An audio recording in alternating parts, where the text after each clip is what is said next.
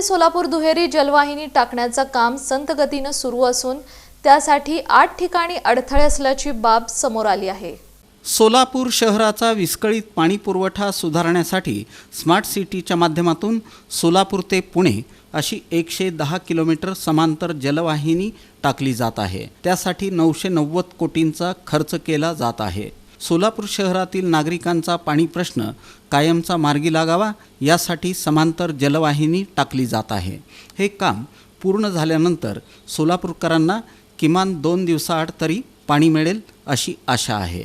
20 वर्षांपासून सोलापूरकरांना नियमित पाण्याची अपेक्षा आहे। सध्या जुन्याच पाईपलाईनमधून सोलापूरकरांना पाणी मिळतं, पण त्याला सतत गळती लागते आणि पाणी पुरवठा विस्कळीत होतो अशी वस्तुस्थिती आहे। सोलापूर पुणे राष्ट्रीय महामार्गावरील टेंभुर्णी बायपासजवळ खाजगी जमिनीतून 1800 मीटर पाईपलाईन जाणार असून त्याच्या मोबदल्याचा विषय अजून मिटलेला नाही।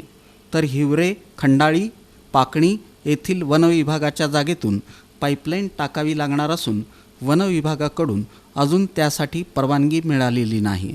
त्यामुळं उजनी बायपासजवळ 800 मीटर जागेतून पाईपलाईन नेण्यास स्थानिक शेतकऱ्यांच्या मोबदल्यावरून वाद सुरू आहे।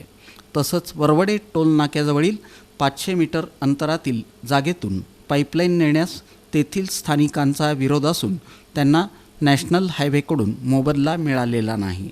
तर सोलापूर शहराजवळील देशमुख वस्ती परिसरातील शिवार रस्त्यालगत पाईपलाईन टाकली जाणार असून तेथील शेतकरी मोबदला मागत आहेत।